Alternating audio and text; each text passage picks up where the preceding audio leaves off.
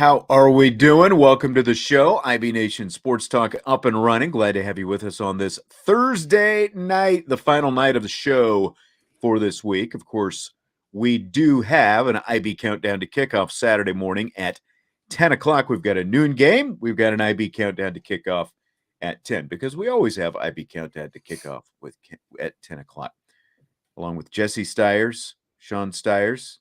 Jesse, how are you in Cleveland? Not bad. Pretty sunny out, but chilly at the same time. Work's been flying by this week, so I can't complain. I always like when the week goes by fast, and then we get to the weekend and get to watch what we hope to be more good football. Not so much last weekend, but this weekend I'm hoping that things kind of turn a little bit. We saw some sloppy Notre Dame play and some sloppy Cowboys play last week in terms of football. Fandom. I feel like they were wins, but it's like you don't feel good after those wins. I get it, a win is a win, but at the end of the day, you'd still like to see your team play a little bit better than what Notre Dame and the Cowboys put on last week. Grind it out, gutto out, find a way to win. You know, I don't know about gut it out, but Notre Dame won last week anyway, so they did manage to bounce back. Will they do it again? We've got Notre Dame and Syracuse, of course, Saturday at noon, the JMA Wireless Dome, formerly the Carrier Dome. It was known as a Carrier Dome forever, it seemed like, but now the JMA Wireless Dome, because of course money talks and all names change. I was gonna say all these stadiums are like changing nowadays. I know. There's no such thing as like Heinz Field went away. You're seeing it across kind of all sports stadiums, arenas. It's just whoever's got the most money, and they're going to slap their name right on the front of it. That's right. Even College World Series used to be TD Ameritrade, and what is it, like Charles Schwab or something like that, Yep. I think now. So it's all different. We Are Not Marshall says it's the Carrier Dome. Defiantly. That's right. Tell that to the air conditioning guys. I'm sure they'll like it. Brian Higgins from ESPN Syracuse. He's going to join me later in the show after Rapid Fire. We'll get the Syracuse take on things, get caught up on all things there. I was on his show earlier today and got to talk a little bit of Notre Dame TV contracts and independence and all that kind of stuff came up, as well as a little bit on this year's team. So did that on ESPN Syracuse earlier today. Hit that like button if you would while you're sitting in, while you're logging in on YouTube right now. Punch the like button, jack us up, help us out on Irish Breakdown, rate, review, subscribe on your podcast channels as well. Marcus Freeman updated a few injuries in his Zoom press conference today. Nothing major. He started off with Tyler Buchner, which of course I guess is major, but it's been about 7 weeks now since the injury to Tyler Buchner. Freeman was asked, the original diagnosis was 4 to 5 month recovery time, which puts him back somewhere in the middle of January, potentially. Freeman was asked if there's any change to his status, like maybe he's ahead of schedule, anything like that. He said, no, not ahead of schedule. He's not able to do anything right now. Can't run still because of where he is. So no changes there. Tyler Buchner just recovering as scheduled, doing okay, but not ahead of schedule by any means. Jack Kaiser and Jaden Mickey, the linebacker and the cornerback, both missed last week's game. They've been practicing this week. They are expected to play Saturday. Brandon Joseph only returned punts last week. He had what Freeman said was a leg contusion, so he couldn't move the way he needed to move to play safety. So he returned some punts, but that was it. A lot of punts, as it turned out, that he was back there on anyway. But he will be back playing safety this week as well. One other thing, Jesse, that I wanted to throw this toward you. Freeman was asked about linebackers Prince Kollie and Jalen Sneed. Of course, both highly recruited guys. Kollie, a 4-star guy. Sneed, a 5-star guy. It's taken him some time, though, to develop into full-time players. And Kollie is a year ahead of Jalen Sneed.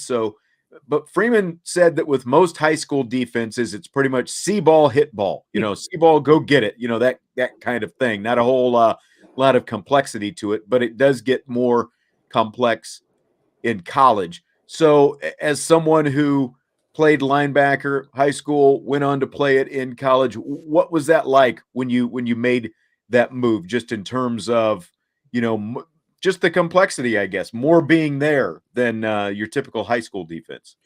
Yeah, he's not wrong. In high school, it was a lot of just kind of gap scheme defense, fill a gap, see who has the ball, and just go run and make a play. There was no, I've talked about it before. There was no triangle reads with your guard tackle and running back just trying to see, pulling guards, pulling tackles.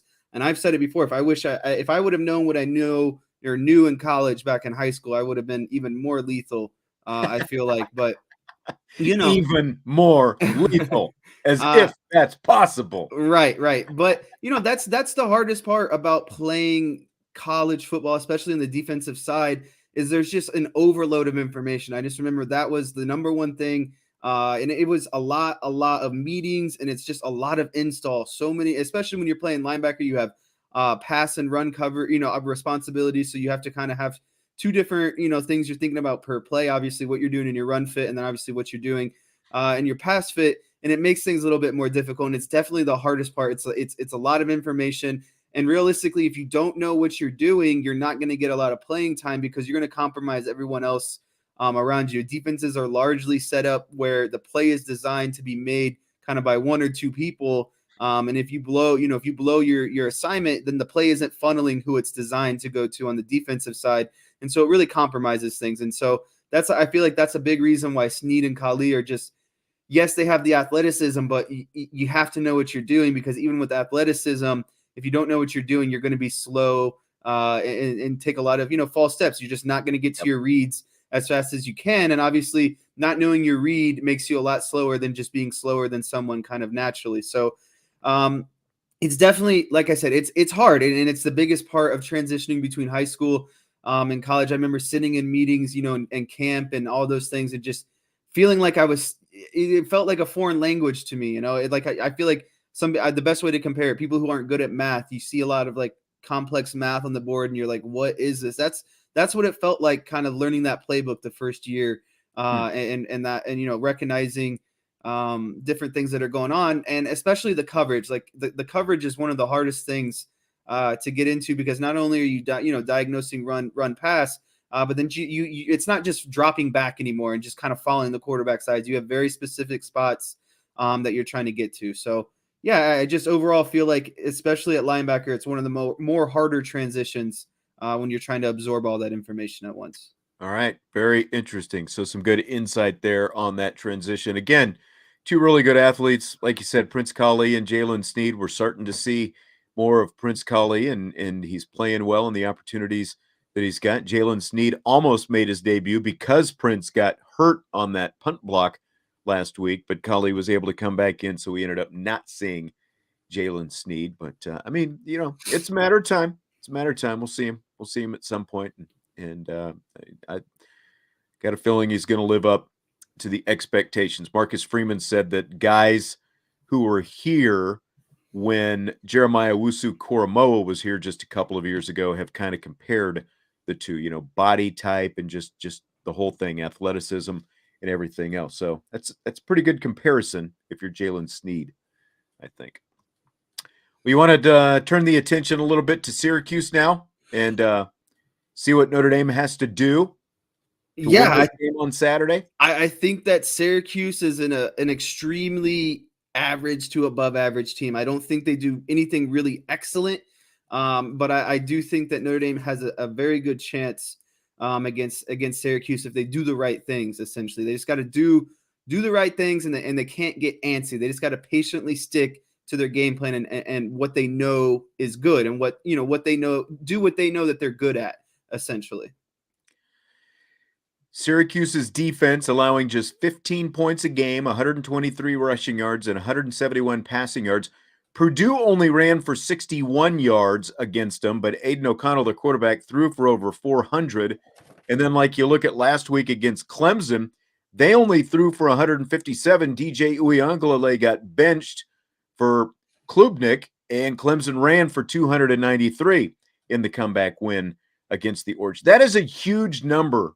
Almost 300 rushing yards, considering Clemson had to come from behind in the fourth quarter to win that one, and it wasn't a high-scoring game by any means. Yeah, that's the number one thing that stuck out to me when watching, watching Clemson Syracuse was like the best film to watch, right? Because Syracuse just played a good team. They're rolling into it. Obviously, what I consider another good team in Notre Dame. It's hard to say good, but I still think they're good and they can do a lot of good things. Okay. But Clemson ran the ball 60 times. That 300 yards just didn't come out of nowhere. Clemson stuck to their game plan, and they ran that thing 60 times, and they averaged 5 yards per run. So if I'm averaging 5 yards per run, I'm going to stick to running the ball, especially with kind of, the defensive fronts that Syracuse likes to show. So yeah, if that's kind of where we want to get started, Syracuse runs. Oh, sorry. Yeah, I was just going to say, we were talking before we started about this Syracuse 3-3-5 defense. I'm curious what you think of this scheme that they run. I'm not a large fan of the 3-3-5, and you run a 3-3-5 in my opinion when you're more scared of what teams can do to you in the passing game. But it seems that Syracuse's best, you brought it up. They don't really give, on average, they don't give up a lot of rushing yards per game, but Clemson just ripped off the 300-yard game. And so it makes you look at it in a way of, okay, was Syracuse getting by because they weren't playing a lot of good run threats, and just kind of getting, in that regard, not getting lucky, but it just really seems that Syracuse wants to limit your run game and make you throw with the 3-3-5, because the 3-3-5 allows you to just really drop back into coverage. You're not rushing a lot. And their defensive linemen are also very undersized for defensive linemen. So it's really head scratching to me that they haven't given up more of the run game this year. And I think that's actually where Notre Dame's going to have their most success this week, is because if Syracuse wants to come out with 3 down linemen, that immediately, okay, we were also talking before the show, you'll see them come out and basically, 3 down linemen, and they'll walk down some of these linebackers, right? And so then it creates kind of like a four down lineman or four defensive linemen look. But it really doesn't matter, and I'll tell you why, because it's still the same numbers in the box. That's really ultimately what it comes down to. Is yes, a lot of times, and I was looking at a lot of 11 personnel, which Clemson runs, and they run a lot of tight end wing, which also, Notre Dame runs, and that's one of their favorite formations. And so looking at that was a good indication of what Syracuse would want to do, because Notre Dame's going to run the same formation. And so a lot of times in this 11 personnel with the tight end wing, Syracuse was just going 3 down linemen, 3 linebackers, and yeah, they'd walk down a linebacker. So then it just becomes a 4-2 at that point. It's still the six people in the box. And it doesn't really matter if at that point, because, Notre Dame can either combo up with their offensive linemen and get to the linebacker, because there's only 3 down linemen, right? And you have five offensive linemen. Immediately, you're going to reach up to these linebackers. Yeah. And so I just really feel like, again, Notre Dame should have ease running the ball against Syracuse if they're going to stick to that 3 down lineman look. And you see it a lot in 1st and 10, long down situations. They kind of get more into walking down their linebackers, and when it gets to 2nd and 5, 3rd and 3, that kind of stuff.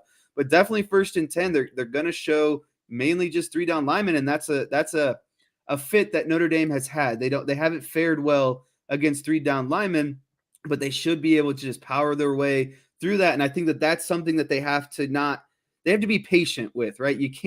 You have to know that you can continuously pound the ball and not get impatient and start throwing when you don't need to. I think that that's when they get into some issues, is when they start throwing the ball kind of recklessly, or when they don't need to, when the run game is consistently working. I wonder, like, BYU is a predominant odd front team, and a lot of what you saw from BYU was they were going to stick to 3 down, but they came out with 4 down linemen. Do you think that Syracuse could change things up a little bit with Notre Dame in mind, considering how much of the heavy 12 personnel and 13 personnel and even running out of 11 personnel? Do you think that they would change things, or like if they see 11 for Notre Dame, like they're going to try to attack it the same way they tried to attack Clemson last week?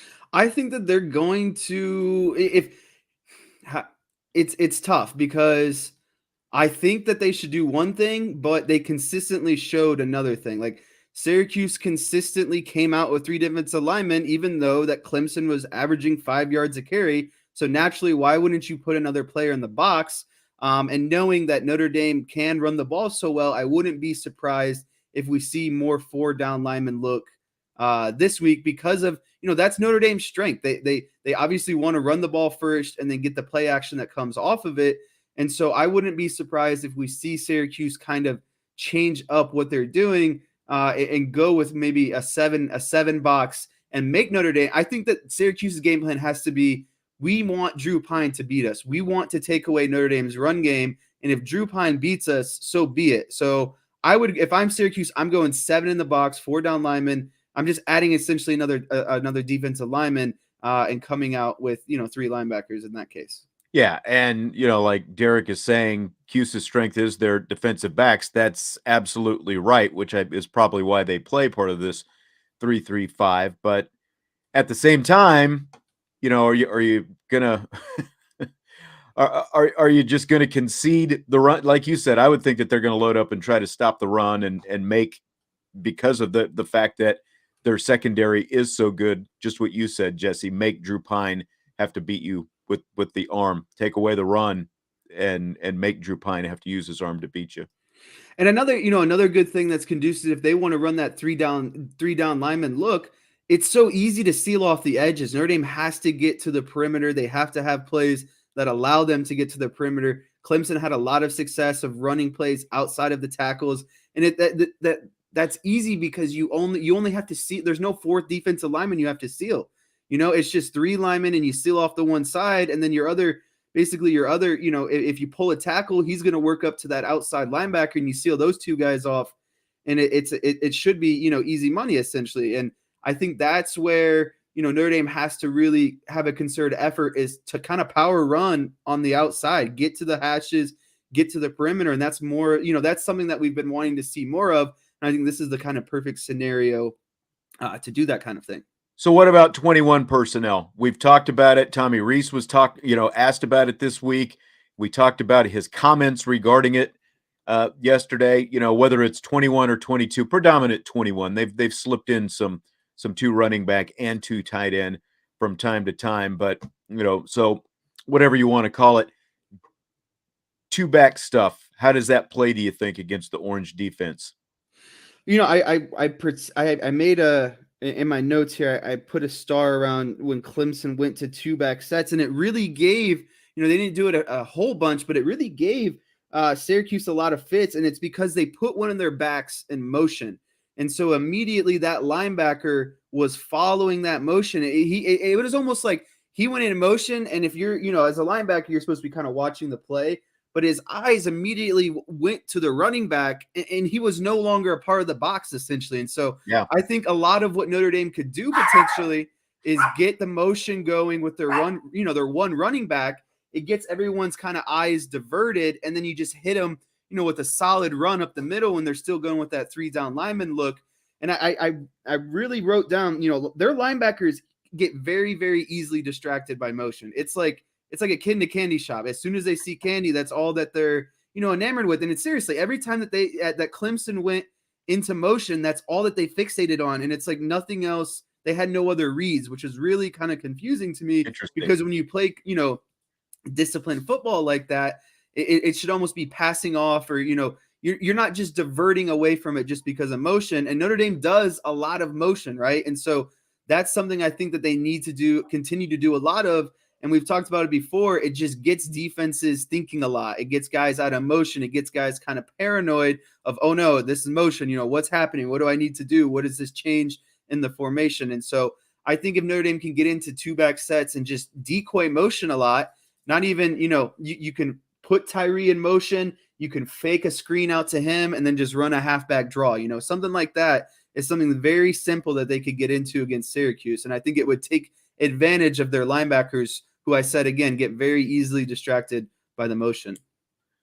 Very interesting. Anything else in Notre Dame's offense, Syracuse defense matchup you want to talk about before we talk about the other side? Yeah, Syracuse again, their strength is their DBs, and their DBs play off a lot of times because that's what good DBs do. They have confidence in themselves that they can play off like that.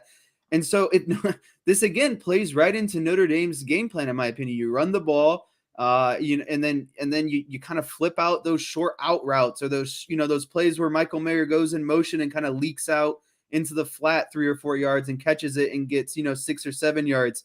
And if that's what Syracuse wants to do, if they're going to stick to this 3 defensive lineman look and their DBs are going to play back, well, then just pound the run off of them and then just hit, the short passes in the flats. And that's really what Notre Dame's offense should be about, in my opinion. We talk about a lot of, their foundation. That's Notre Dame's foundation. So I think Syracuse plays a defense that is very conducive for Notre Dame's offensive success. Yeah.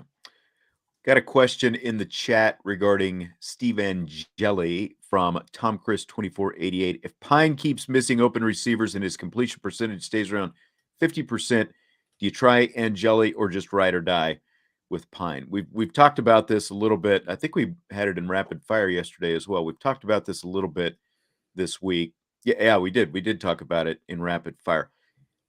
Last week, Marcus Freeman wanted there to be at least a 3-touchdown buffer in terms of the score to get Steve Angeli on the field in the fourth quarter. So what that tells you is in the fourth quarter, he was not comfortable in a 2-score game putting Steve Angeli on the field. And, he was asked a little bit about, I think, afterwards and earlier in this week as well. He's basically saying Steve Angeli is not ready to go. He's developing. They're getting him ready. Like, he's the number 2 quarterback. If something happens to Drew Pine, he has to go in. But it's a much smaller package of plays that they have for Steve Angeli. And so if he could have got Steve Angeli out there on the field more last Saturday, if he wanted to, but I don't think they think he's ready right now, just based on everything we're seeing and hearing. Yeah, and I get this it's always a revolving door. Anytime there's a new quarterback, it's always, well, what's the next quarter? What's the backup quarterback up to? Yep. Like, there's always a better option, and it's kind of crazy because Angeli is so young and he is inexperienced. And yeah, Pine has been playing bad, but I largely think that Pine gets rolling as like he's like a little like he like has to charge up, essentially. Like, he's almost a battery. You get him these nice easy throws, he charges up, and then he hits these nicer kind of more downfield passes. But in my opinion, there's no real circumstance that would call for Angeli unless injury.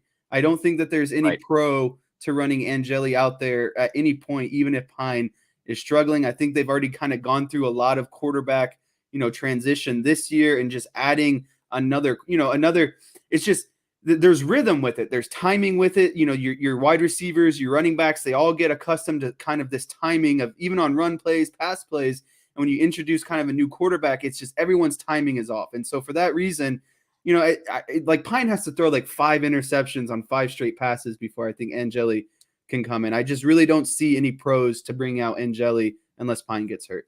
Michael says, a serious question. Tommy doesn't have a guy who's been on campus for 3 years playing good football.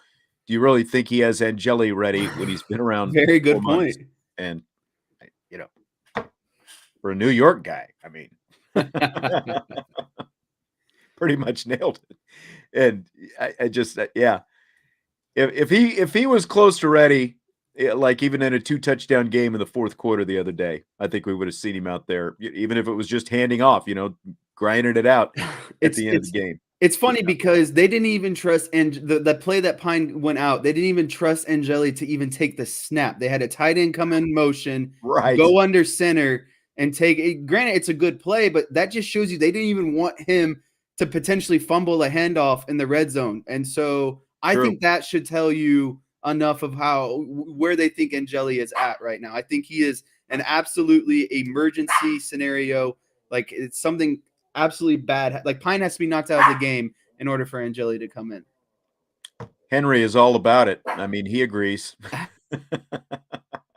So what about defense? what can Notre Dame do to slow down Syracuse? They gave up Notre Dame on the ground, 219 yards to Marshall, 164 to BYU. The most since then, the 164 against BYU is the most since giving up the 219 to Marshall. They gave up 146 to UNLV last week, but Syracuse's offense averaging nearly 34 points a game, 179 rushing, so solid but not great, 233 passing. And you've got a big mobile quarterback in Garrett Schrader, who's thrown for over 1,600 yards and completing 70% of his passes, but he's also their second leading rusher with 371 yards behind Sean Tucker, who is averaging 5.4 per carry with nearly 700 yards. So what key do you see for Notre Dame and defensively against their Syracuse offensive attack? Yeah, you kind of got into it there a little bit. I think Notre Dame's biggest key is being on Schrader at all times. I think that Notre Dame's linebackers are going to have a tough assignment this game, because I think that Syracuse is going to come out with a lot of QB design run plays. I think that has to be Notre Dame's primary focus, is taking away the run game, and not only taking away the run game, but taking away Schrader's ability to run the ball. And that's kind of, I would say that the most similar comparison to, what this offense is doing and kind of, the pieces that they have is North Carolina, because North Carolina's quarterback was a solid thrower, but he also, the way he would hurt you is when pocket collapses and he can scramble out and get those easy first downs. Right. And he only did it on the first drive in that game, and they shut him down afterwards. Right. And so Notre Dame's biggest priority needs to be shutting down the run and shutting down any design, run plays for Schrader, and make Schrader be a thrower, make him beat you with the passing game, because I think if they can make them one dimensional, I'm not saying Schrader is a bad thrower, but when you take away the run game and that they're in passing situations, it becomes a lot easier. And I don't think he's an elite enough thrower that he's going to beat you with his arm. He can make pretty good, he's got a good arm. He can make good passes, but he's not going to make elite passes. He's not going to throw, deep bombs down the field. He's going to throw 10 to 15, yard routes max, but you got to take away the run game, and you got to take away the Schrader design run plays, because against Clemson on their first couple of drives, that was their MO. Schrader was taking a lot of QB handoffs, a lot of RPO looks, and I think it's going to put Notre Dame linebackers in a tough bind. And again, even on passing downs, you got to have a QB spy on him. You can't let the pocket collapse. That's what I was going to say. They did start spying Drake May, the North Carolina quarterback, later in the game especially, and that did help shut him down. So is that kind of like, how do you keep him in the pocket specifically? Because that is the most important thing. Make him have to stand there and be uncomfortable when he really wants to run quite a bit. Your edge rushers just can't get too far upfield. You can't create running lanes for him when the pocket collapses. When you're stunting, the stunts need to land and end on Schrader. You can't get too far upfield or past him, essentially, and that creates a big running lanes at the same time. Well, on that subject, so many of Notre Dame's rushes by the defensive end specifically just seem to mostly be speed rushes, straight off the edge. You don't see a lot of spin moves or, like a club or, any of the swim move, any of that different kind of stuff. And that seems to be when they do run past the quarterback so much. Like, what do they need to adjust that, do you think? Yeah, I think the biggest thing that Notre Dame could benefit from is just some basic kind of stunts where you loop your defensive end out and you take your defense and you loop your defensive tackle out. It almost looks like a wishbone or like a cross kind of, and so the defensive end becomes the defensive tackle and the defensive tackle becomes the defensive end. And what that does is it creates a pressure lane up the middle. And I think that pressure in Schrader's face, coming right down the barrel, is going to be their most success, because quarterbacks, when you're running or blitzing straight at a quarterback, it almost takes away kind of that run, because they can't really go anywhere. You can't step up, right? And so the only way is to go lateral, but by that time you have a full speed man running at you and you're trying to, escape laterally. So if they can get some stunts and pressures, where I like them blitzing up the middle a lot this game. I don't like a lot of outside pressures. I like pressures coming in the middle and being in his face, because not only, even if you don't get there, you're clogging the throwing lane and you're making him make a decision, fast. He's got to make a decision of, am I getting rid of it or am I going to try to tuck it and run here? And Schrader is still a relatively inexperienced quarterback, in terms of success. He played last year. He didn't start every game. He played, I think, about most every game and was not great. He was only like a 52% passer last year, but he's 70% this year with Anai, the new offensive coordinator. But this is a guy who was at Mississippi State. They were going to move him to wide receiver, and that's why he decided to transfer. And now here he is at Syracuse, and he's having success. So I've got to think this is a guy, if the pressures are right and you're doing the kind of things that you're talking about, that this is a guy you can rattle and make some mistakes in there. Yeah, and that's got to be the biggest key, is you just got to rattle him. He needs to be uncomfortable, predominantly the whole game. There needs to be no rhythm. And like I said, you take away his running game and you make him throw it, and then you get some pressure in his face. I think he could have a very long game, because to be honest with you, Syracuse doesn't really impress me offensively. I think their biggest strength is what they do defensively. And you look at last week's game, Syracuse scored 21 points, but 7 of those points came off a Clemson fumble inside the 5-yard line, which they scooped and scored and took, all the way back for a touchdown. That's a 14-point swing. You take that away alone. Syracuse only scored 2 offensive touchdowns against Clemson last week. And one of them was kind of right at halftime, when they had a shorter field. And so that's a 14-point swing. That game from there could finish, 34-14 instead of 27-21. So I really don't think that Syracuse, what's the best way to put it? Syracuse doesn't pose a huge threat offensively, as long as Notre Dame makes them one-dimensional and takes away kind of that run game that they have. Because, Sean Tucker is a good running back for Syracuse. He's the number 20 back in the nation when it comes to rushing yards. He's a solid runner. And so I think the combination of Tucker and Schrader and the runs and kind of the RPOs that they're going to want to work off of that, it has to be Notre Dame's number one priority this week. We saw with that long mesh RPO action that Stanford did to him. And I think that's got to be what Syracuse is watching is, what did Stanford do successfully against Notre Dame? And they're going to try to mimic a lot of that kind of stuff, because they have a quarterback that can run, and they have a very good running back too. And so we know that Notre Dame struggles with the RPO, and it's on film. So that has to be Syracuse's main priority. Yep. All right. Good stuff as always, Jess. Are you ready for rapid fire? I am ready for rapid fire. Let's do it then. So ESPN has handed out letter grades for all of the first-year college football coaches this season. That, of course, includes Marcus Freeman at Notre Dame, Brian Kelly at LSU. Lincoln Riley is at the head of the class for the letter grades for ESPN with an A. They gave Mike Elko, former Notre Dame defensive coordinator and Texas A&M, of course, an A- for the job he's done at Duke, while Brent Venables gets a D+ down at Oklahoma. So how do you think I should I give the letter grade they give Marcus Freeman first and then read what they say, or read what they say and then give the letter grade? I think you should go read what they say first, and then we'll get into some letter grades. Okay, so here's what they say about Marcus Freeman.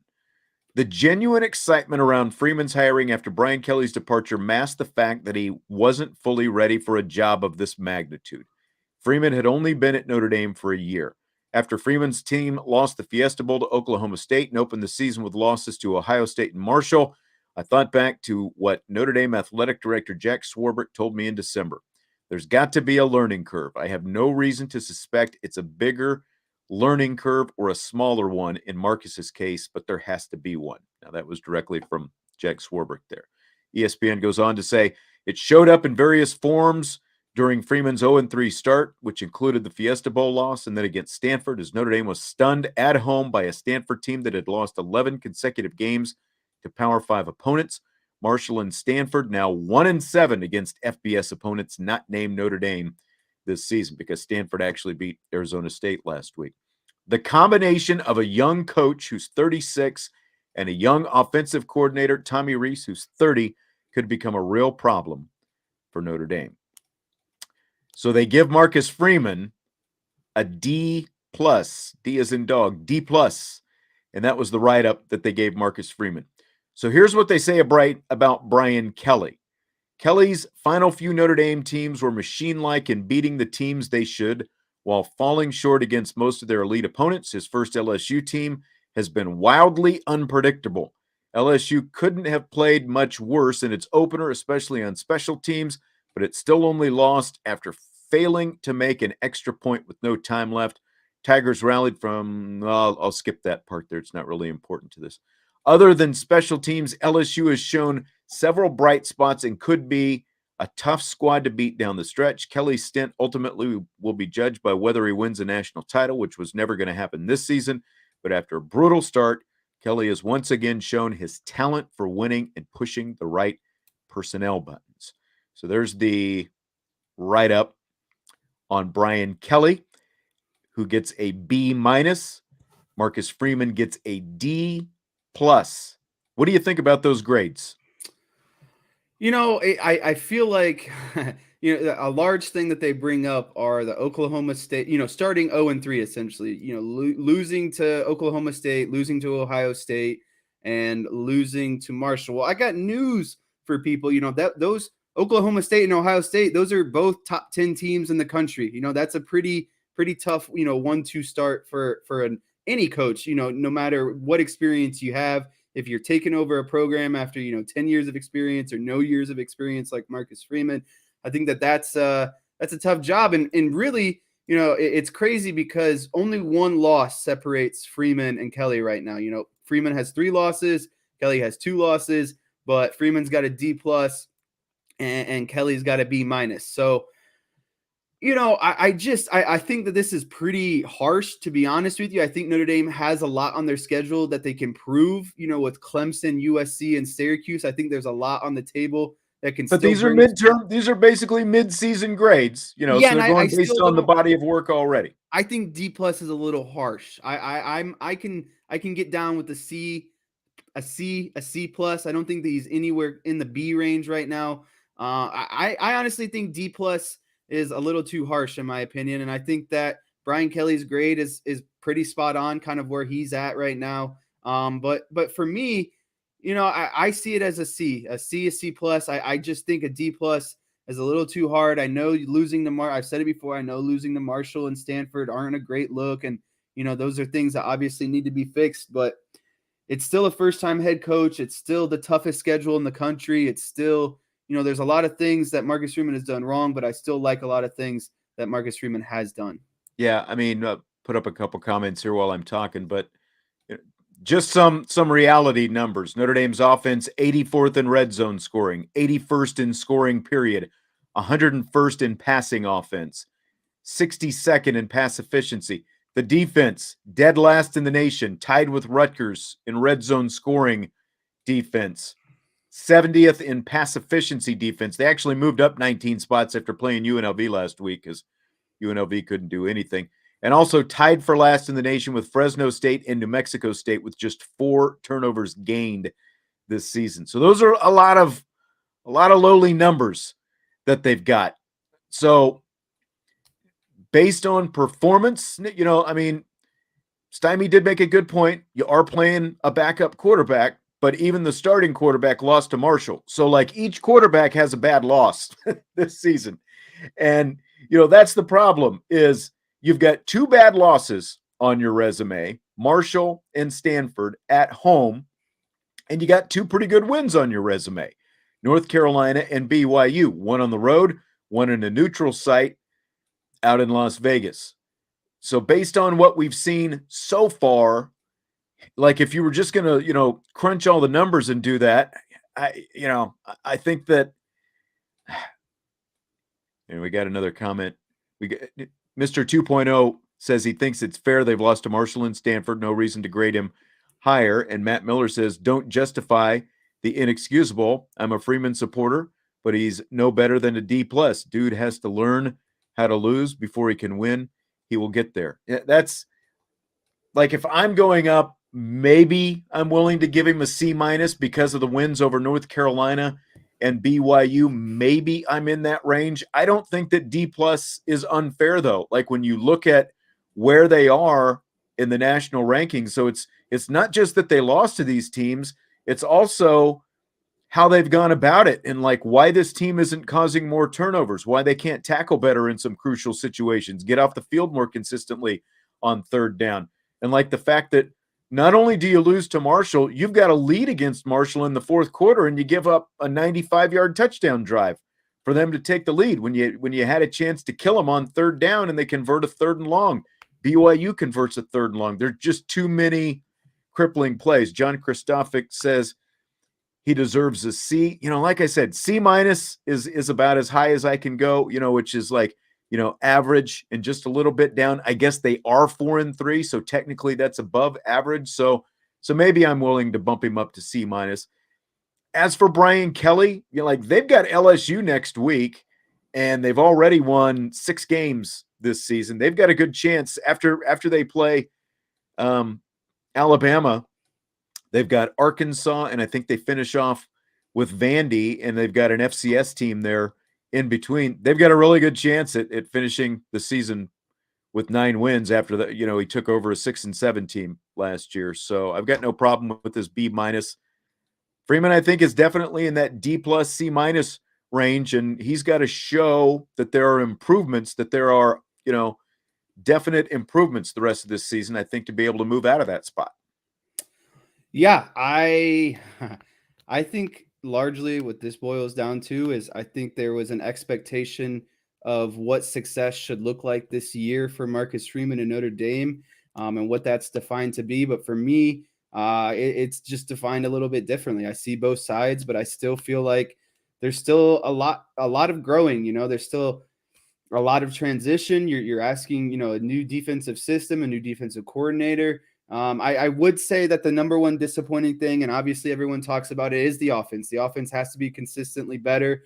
And I think that is largely what is weighing them down the most right now, because they just don't seem to have consistent success, no matter if it's passing or rushing. And they can look great one week and then look like, a completely different team the next week. So that has to be the number one thing that has to be addressed, is consistently coming out as the same team every week. And that falls on the head coach. If we're going to be fair to Marcus Freeman on that front, if the offense is the biggest problem, and it is, the consistency of the offense, as we all know, and as many people have pointed out here over the last couple of weeks, it was an offensive coordinator that, not that he was forced to have, but it was an arranged marriage, right? Like Jack Swarbrick kept Tommy Rees around, and that was part of the deal. If you want to become a head coach, Tommy Rees is going to be the offensive coordinator, so that was part of the deal. So that's not all on him, I guess I'm saying, especially as a first-time head coach.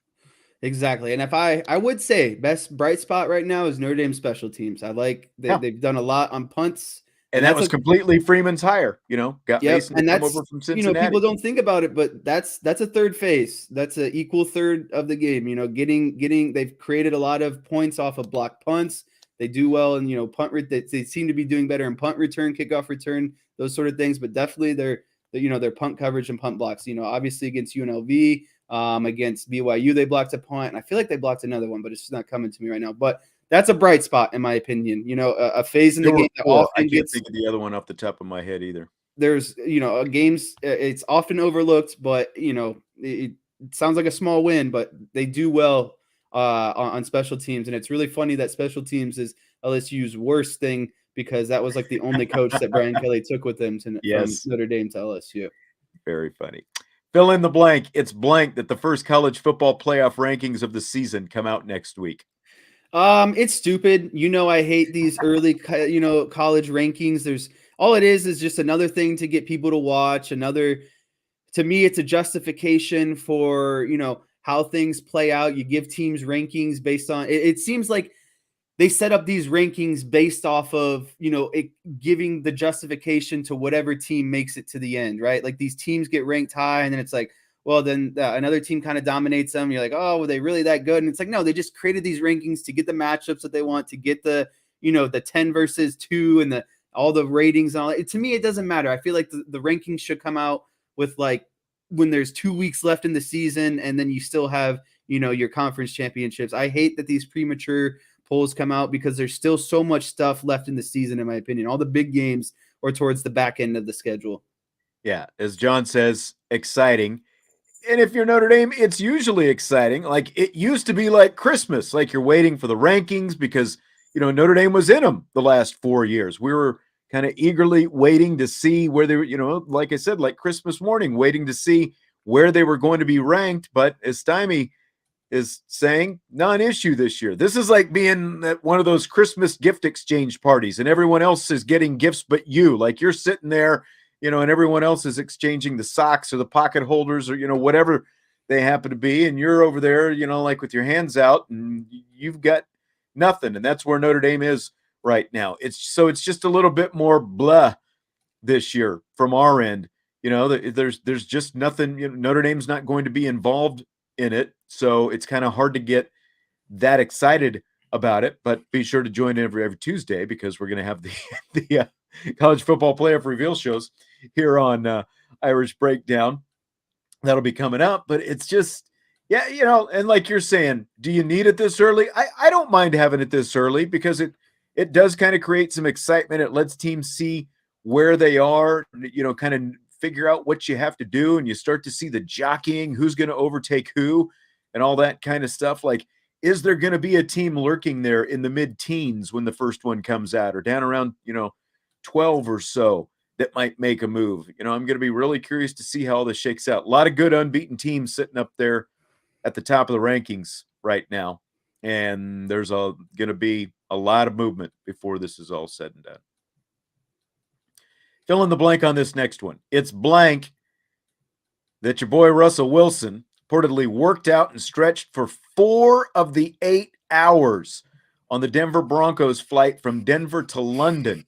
He said he was doing high knees in the aisles while the rest of the team was sleeping. It's corny as hell.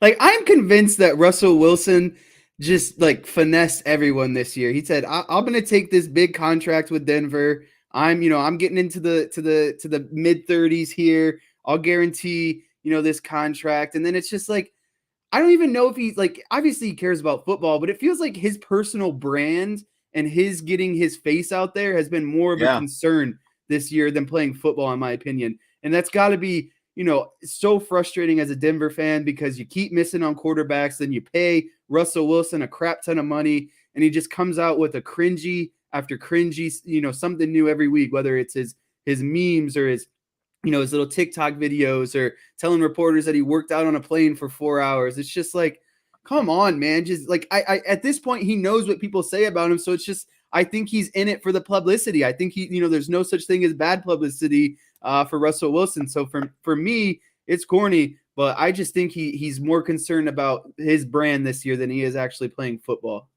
Yeah, I just don't know what Russell Wilson has become. Like you said, like the lengths that he'll go to, because they started reporting this as, well, a source says this happened, but then the next thing you know, it was actually Russell Wilson. Yeah, and he's talking about it. He's quoted talking about it. How annoying would it be if you're on an 8-hour flight, you're a professional football player, and some jackwagon is standing next to you in the aisle or a couple rows behind you in the aisle, and he's doing the high knees, and he's like out there doing his. I wonder if he went through his fake passes on the plane too. If he was dropping back and he's like, looking off the safety and throwing it to the other side, like it. Right, he needs to be, considering how bad he's been this year. He's doing the Dak Prescott, hip throws and all that stuff out there. It was like that. There was that Seinfeld episode where Kramer goes to Hollywood and he's auditioning for the fitness video and he's like all arms and limbs and he's kicking and pumping and doing all this. It's like Mr. Aerobics in the aisle out there, Russell Wilson. It's just like, come on, man. You're supposed to be a professional. People talk about you as a Hall of Famer. It's a little OTT for me. I can't believe it's come to this. Too much. I like John B's comment here. Just looks terrible. He looks like a joker. He's going to take that back to the bank. And that's like, his brand is lame too. Like, he's just a lame guy. So corny at everything he does. But like, I get, like, whatever. Like, I'm not trying to down the man. If he's genuinely happy, then whatever. But to the public, he looks like a fool. And I feel like he has to know that. Well, I don't know. I don't know if he knows that. Maybe that's part of the problem. Yeah, like at So what point does someone get up on the plane and be like, dude, just sit down. We're all trying to get some sleep as we're flying to London right now. I know, exactly. Just go sit there and watch your movie. Have a drink, do something. So speaking of the Broncos, they're playing the Jaguars in London, and it is exclusively on ESPN Plus. I don't know how many people knew that. It's on ESPN Plus only this Sunday morning. Does that make you more likely or less likely to watch the game? Extremely less likely. I've actually been watching some of these early games because it's like, oh, I got a nice little Sunday wake up here, watch a little, London game, roll into the 1 o'clock games, roll into the 4 o'clock games, run into this, the Sunday night game. It's just a continuous kind of marathon. It seems like when you have the London games, and it's just fun. Like I don't mind them, but when you put it on, some like this is like the huge problem. You're already doing something that people are kind of 50-50 on. They're like, do we need to be doing these London games? And then you put it on ESPN Plus and not everyone can watch it. So it's like, you're like, have maybe like 25% viewership at that rate, compared to what you would get on a regular, NFL Sunday game. So I'm just less likely. I don't have the subscription. I'm not going to pay for the subscription just for this game, but I would turn the game on if it was just on, how it regularly is. I think I'm less likely because I've tried to, like, I don't know if you've tried this, like with the adapters and stuff like that, connect my phone to the TV, but the ESPN Plus doesn't seem to, it's like ESPN Plus, they don't want you Amazon does to your that. TV. Amazon Prime does that. You can't stream to the TV. You can only watch on your phone or tablet. Yeah. And it's extremely annoying. So I am less likely. I've not been big. Like most of the time, I have forgotten that these London games have been on. And I mean, this is a forgettable game to begin with. One, you've got the Jaguars, and then two, you've got the the Russell Wilson circus show coming to town, and they're horrible. And I've got to tell you, because I have never liked the Broncos in my life, and there are other reasons I like them even less right now, and it is hysterical for me to see this Russell Wilson trade and all the hope that Broncos fans got and what this has turned into right now. So I am less. The Seahawks are better with Geno Smith. Just let that marinate for you a little bit. They are. They are. Geno Smith is a better quarterback in 2022 than Russell Wilson. He is.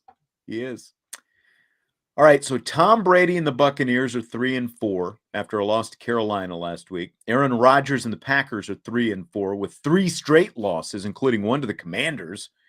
LeBron James and the Lakers are 0-4 after falling to Denver. So which of those 3 grizzled veterans are you most willing to say right now is done? This is a tough question because there's a lot of, I don't know if you saw this, but a report came out today that Giselle has given Tom Brady an ultimatum and said that it is either football or divorce, and you make the decision. And so she's still willing to stick with him if he gives it up. If he's willing to give, she's giving him an ultimatum. And that came out today. I think so. To me, it's Tom Brady and Aaron Rodgers. I think Tom Brady got himself into a bad situation this year. I think he thought this team was going to be a lot better than what they were. They've dealt with a lot of injuries this season, which you can't, forecast coming up. I think he's done this year because I think he loves his family. He loves his children. He loves his wife. I don't think he wants to throw all of those things away. And I feel like on the other side, Aaron Rodgers just looks like he doesn't even want to be out there. Like I think he just wants to go back to doing his, ayahuasca and all that, crazy stuff and be on different podcasts. Aaron Rodgers genuinely looks like he is not having fun. Like he does not want to be out there. He's done with it. He's lost Devontae Adams. He's got no one criticizing the offense. He's got nothing going for him. And so for me, it's either Tom Brady or Aaron Rodgers. And I think it's both of them. I think they're both done after this year. I think LeBron is going to stick around until his kid makes the NBA. So he's got a few more cracks at it. To me, it comes down to those 2 quarterbacks. And honestly, I'm going to go with Aaron Rodgers because I just think he looks miserable out there. And I think Tom is dumb enough to still come back another year if he really wanted to. Tom Brady, like everything he's done, leading up to his departure from New England and since New England was going his own way and being his own guy. And he wanted to get to call more shots and all that kind of stuff. And whatever back and forth tug of war there was, even with Bruce Arians after they won the Super Bowl, like they got rid of Bruce Arians. They got a new head coach. He was going to go to Miami. He didn't get to go to Miami. So now here he is back in Tampa Bay. He goes to Robert Kraft's wedding on a Friday, 2 days before a game. All these After different taking things. Wednesday off. Yeah, and then you're yelling at your offensive line. Well, that stuff works when you're actually performing as well. But you can't even beat Carolina last week. He's a great quarterback, but he's got all the control that he's always wanted. And the bottom line is, Father Time catches everybody. This is athletics. It doesn't matter when, it catches everybody at some point. This guy is 45 years old. So, hats off to him for everything that he's done. But the wheels fell off even pretty quickly for Peyton Manning. He was lucky he had a great defense to bail him out. That carried him through that last year. That's exactly right. His legs were gone. The defense bailed him out. They won a Super Bowl. Tom Brady doesn't have that. There's just nothing. It just doesn't look like there's much left right now. So I would go in that same order. I would go Brady, Rodgers, and then LeBron afterwards. I mean, there's still a lot of season left for the Lakers. Obviously, they're just getting started. But when you're 38 years old and you get off to that kind of start in Los Angeles, it never looks good either. Yeah. They're the worst shooting 3% team right now of ever. Over the first 4 games, this is the worst 3-point shooting team ever. It's kind of insane. I think that ownership is trying to stick it to LeBron and say, you know what? You made these decisions. You're going to have to stick through it. Yeah. I agree. I mean, that's kind of what they did last year when he, because again, like you talk about power and control and getting to call the shots, that's what he did. He was calling shots last year.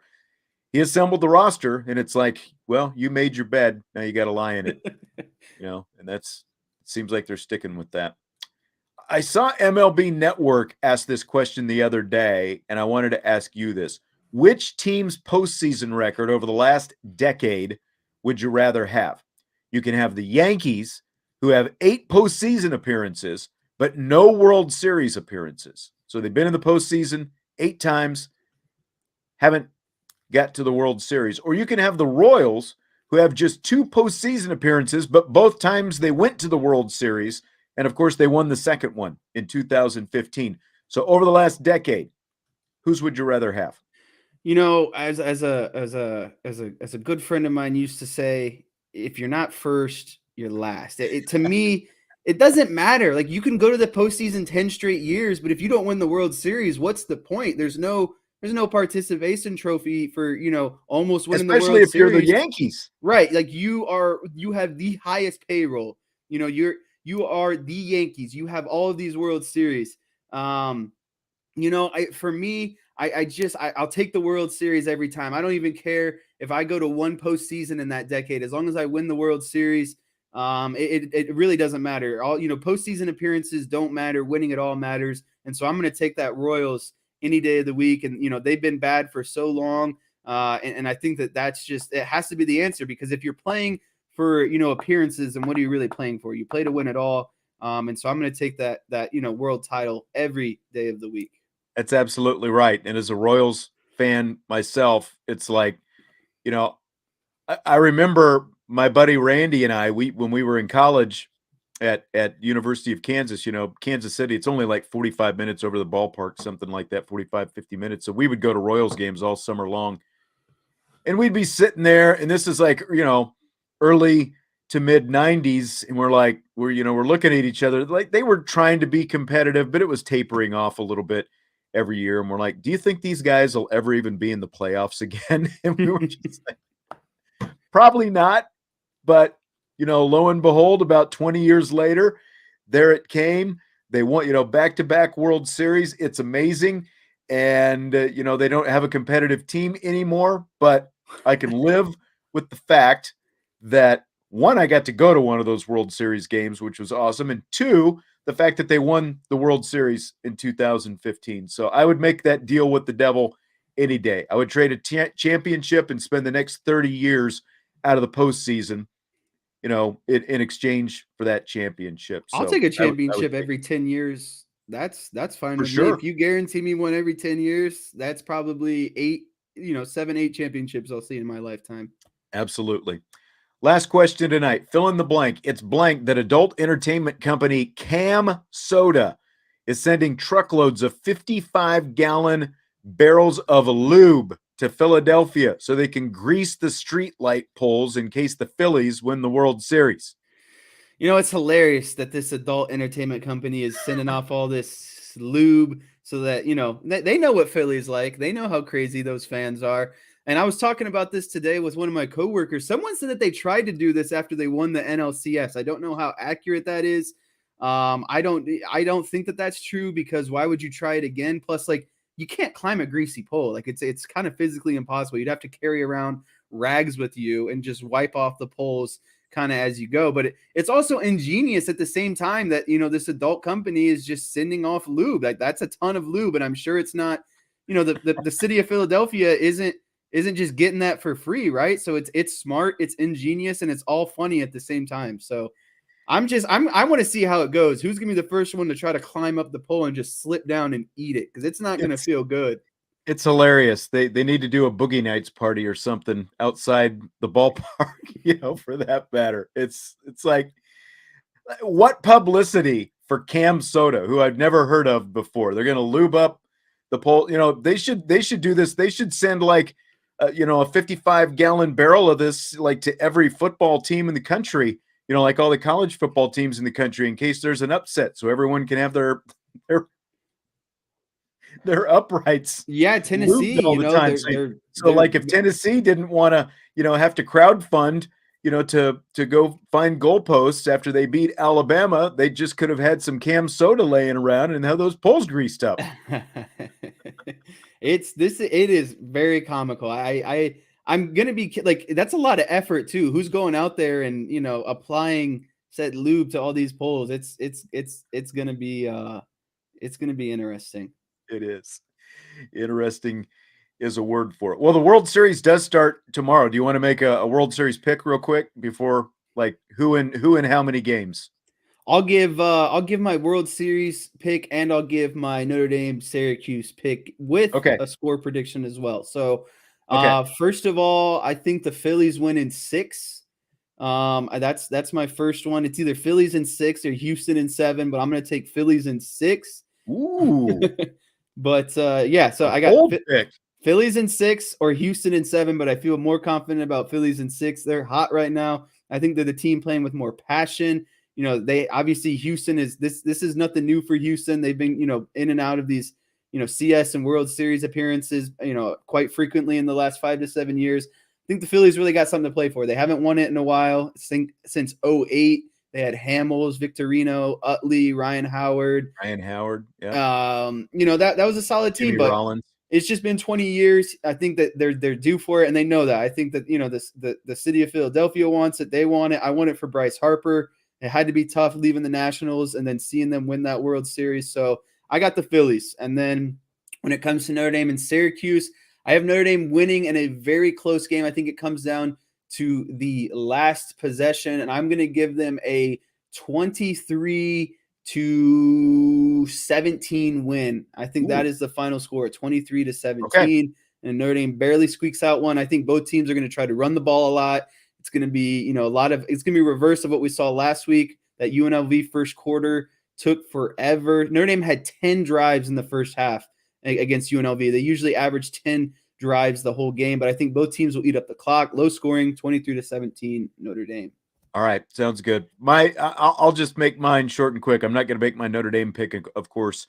We publish them on Fridays, and then on the show Saturday morning, Vince and I give our predictions. But World Series, I think the luck is going to run out for Philadelphia. Houston is just too good.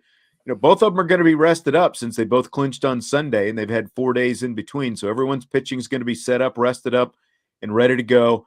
I just think this Cinderella story is going to end for Philadelphia because Houston is just too good, and I've got the Astros in 5. I think it's going to be a relatively short series. Wow. Not a sweep. I'll give the Phillies 1. Everyone write this down. There's no way the Astros win in 5. All right. There's no way. We'll see. I know you don't want them to win in 5, but we'll see. We'll see next week how this series starts off this weekend. Game 1's tomorrow night. All right, Jess.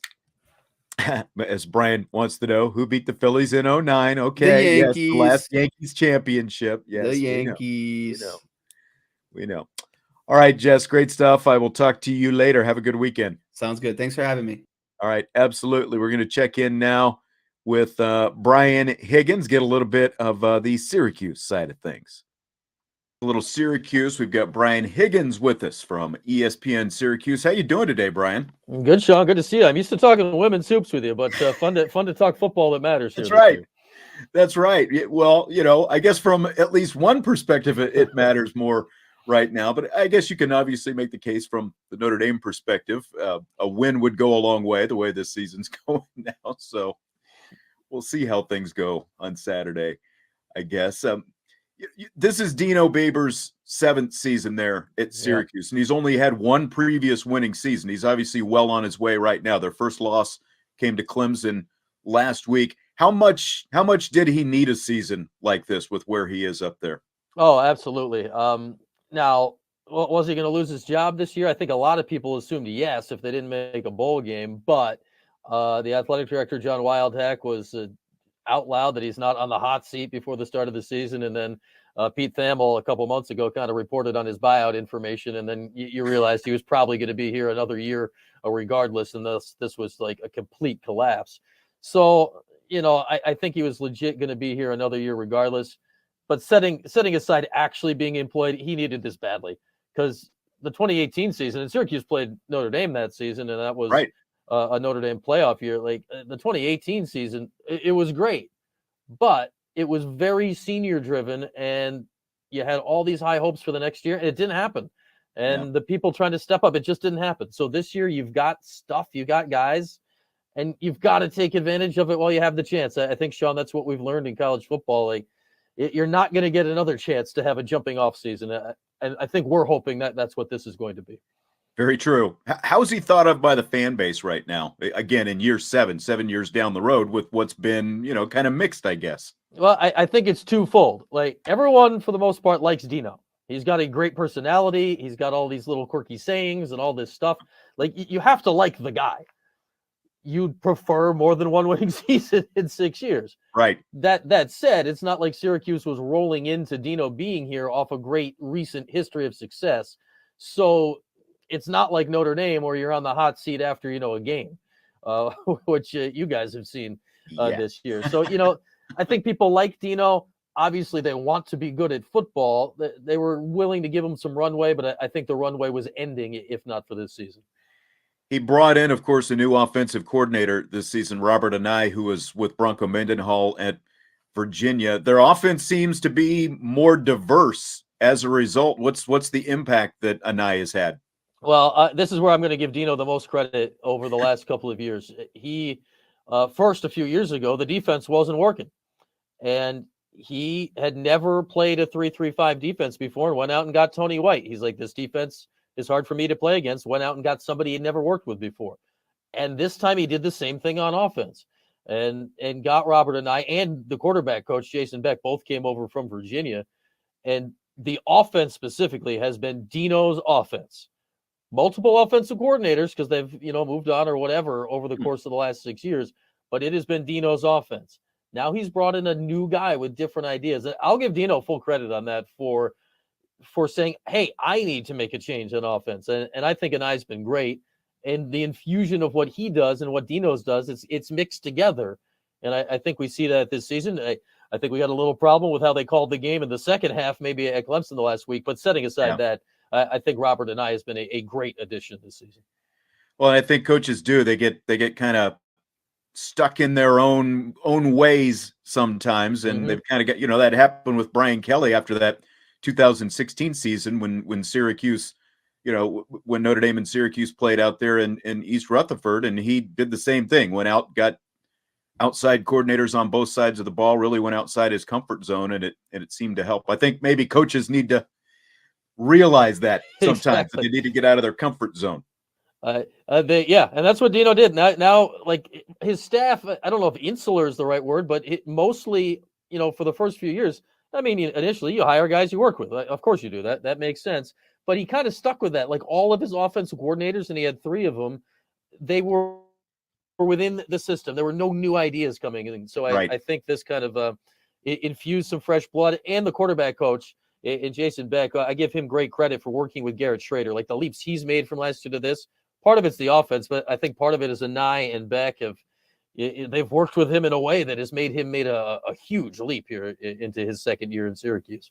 Well, and I'm curious about him, Schrader. He started off at Mississippi State where he played quarterback, and then they were ready to move him to receiver. And he's like, I'm not a receiver, I'm transferring. So he ends up at Syracuse, and now he's gone from a 52% passer last year to 70%. He's already thrown 13 touchdowns. Al Golden, Notre Dame's defensive coordinator, called him a tight end playing quarterback. How's he kind of gone, from that story where they were ready to move him to wide receiver at Mississippi State to the kind of year he's having this year for Syracuse? Well, I mean, what happened in Mississippi State, like he's recruited under one coaching staff. Joe Moorhead gets fired after a couple of years. That was after that weird, every Egg Bowl is weird. That Egg Bowl was very weird. There was people pretending to pee on footballs like dogs. There's a lot going on. Every coach involved in the game lost their job. So in comes Mike Leach. Like you've got a quarterback that can throw it, but he's a huge running threat. Mike Leach doesn't care about that. So he put some other guy in and said, well, you're a great athlete.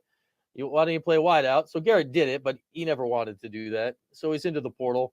And, he had a bunch of different offensive coordinators and coaches and all this stuff every year. So I think a lot of this is, I get it's a new OC, but it's second year in the same place. And he was hurt last season. And that's what happens when you're a big dude like him. He got hit a lot. He was worn down and beaten up by the end of last season. So I think he's healthier now and in an offense that suits him. And Sean, what's wild is, he was last few games of last season under 50%. I mean, that's unheard of in these days. If the season ends today, he currently has the Syracuse single season completion percentage record, which no one would have guessed at any point last year. Marcus Freeman sounded pretty impressed with the running back Sean Tucker the other day. And, you were talking about the second half against Clemson. I'll get to that in a second, but he had a big year last year. Sean Tucker did. Is there anyone that you would compare this guy to that you've seen? Well, I'm trying to remember who it was that actually said this. I think it's been multiple people that have compared him to Austin Eckler. If you're looking for an NFL comparison, because Sean's he's not a huge guy. I mean, he's a huge guy if you look at him, but he's not tall. I mean, but he is a big dude for 5'9" or whatever he is. But he's got great speed. They're using him more in the passing game this year. I don't think he's as good of a pass catcher as Eckler is, but it's not a weakness in his game. But he was fantastic last year. I mean, he set at Syracuse, of all places, Jim Brown, Ernie Davis, Floyd Little, Joe Morris. He set the single season school rushing record last year and broke a Joe Morris record that was more than 4 decades old. So he had a phenomenal year last year. And where that's changed Sean into this year is, well, everyone knows that now. He is, and it doesn't matter what's happened. I think we found this now 7 games into the season. It does not matter how much Syracuse is showing you anything else they're capable of, and that's part of Schrader's success. They are not going to go away from trying to shut this guy down, which I think bleeds into last week. He only got 5 carries. And honestly, I don't care what the other defense is doing. It's inexcusable. Like, you can't have your guy who, and he's not going to win the Heisman. We know that, but you were building a Heisman campaign around this guy. He can't have 5 carries. Well, and especially against Clemson. And you're trying to protect a lead as well against that's what I don't get is like just looking at his line with all the games that he's had this year. I realize, they've got a good front and all that, but it's just, I think it shocked everyone to see 5 carries for a guy who ran for almost 1,500 yards last year. And again, having the season he's having this year. I think what surprised us is, you go against Clemson, you maybe have to tweak a little. Syracuse was going into that game, I feel, more as a fair fight than any time they'd played Clemson before. And that's saying they've beaten them before in the ACC. But, Robert and I, speaking of it, they went slightly against tendency in the first couple of drives, but in a way that worked. So you do that in the first half and it's working. Tucker only had 2 or 3 carries in the first half, but you had the lead. Now, what happened at halftime is Clemson adjusts to that. And then Syracuse never made the counter adjustment. You forgot to go back to Tucker. And I think that's the point that, if I'm Dino Babers, man, it would have been a hard time considering how that game ended. That's a hard time putting your head on the pillow on Saturday night, knowing your best player only got 5 carries in the game. Yeah, no kidding. And I mean, they had him on the ropes, obviously, as you described. I mean, they got DJ Uiagalelei is out, Cade Klubnik is in, and of course, things unraveled in the fourth quarter. Were you more surprised at the meltdown or that they were up so big in the fourth quarter to begin with? I thought Syracuse had a chance in the game. It was one where I went in and I thought Syracuse could win the game without a lot of just, random stuff happening. Because I thought, Clemson is not, they're good. They're very good. But they're not Trevor Lawrence, you're good. They're not Deshaun Watson, you're good. They're not those national title teams good. Their defense is close to that, but maybe not as much on offense. So I thought Syracuse could play with them, and especially on the defensive end. And you forced 4 turnovers. What stunk is you got points off one and that you returned one for a touchdown. The other 3 takeaways, you didn't score. And you've got the 14-point lead in the second quarter. You're still up 10 in the third. One of the takeaways, you got the ball at the 50. And not that you're guaranteed to score, but you couldn't even get into field goal range. And I think that combined, that like Tucker on that drive didn't get a carry. It's that stuff that I think lingers after the game, that it's one where, man, you're up 10. Your defense is good enough. You needed one more scoring drive, basically. You couldn't do anything in the second half. I think that's the part that stings most after the fact. Yeah. How have they handled that this week? You know what? They're saying all the right things. And you know that every team always says all the right things, but they do their player interview sessions on Tuesdays. So, got to chat with a couple of guys Tuesday morning over at the complex. And it felt that it wasn't lip service. It felt right. Now, that said, and I've said this on my show all week, Sean, is that I get it's Notre Dame, but Syracuse and Notre Dame, this is not what we thought it was going to be 2 months ago, when 2 months ago the Arch would have been double-digit dogs, and who knows what it would have been. This is a game Syracuse, I don't want to say has to win, but again, speak of a fair fight. Like, the Orange are favored at home against Notre Dame. Go out and win the game. Go out and play well, at least. So I think we're going to see early in the game on Saturday, Sean, if this team is locked back in. Tell me about this defense. Just looking at it, I've seen a little bit of them this year. Looking at the numbers, they look just solid across the board. Turnovers is the thing that kind of stand. You mentioned the 4 against Clemson. That's kind of the thing that stands out, is the turnovers they forced this season. Yeah, I mean, they're forcing a ton. But even setting that aside, the forcing the turnovers is great, obviously. But they're playing well aside of that. They run this 3-3-5 defense, which is unusual. They're not big up front, and guys are hurt. They've lost guys back and forth, so I'm intrigued to see who they get back, hopefully this week, because they're starting to get banged up a little bit. But, man, they got 2 outstanding linebackers. They had 3 outstanding linebackers to start the season. Stephon Thompson was lost in the opener for the year, unfortunately. But Michael Jones, undersized, but he's an NFL guy at middle linebacker. Marlo Wax, one of the other linebackers at minimum, is going to get a look in the league at some point. He is their biggest game-changing playmaker kind of guy. And then the secondary, obviously, it's a 3-3-5. They need a lot of guys back there, and the depth has been tested recently in the secondary. They're hopeful, I think, to get Garrett Williams back this week at cornerback. He's one of, if not the best corner in the ACC. He got hurt 2 weeks ago. It's not a season thing. Did not play against Clemson. I think the hope is he's going to be back against Notre Dame. But, man, he is the full package at cornerback, and was sorely missed, I think, last week against Clemson.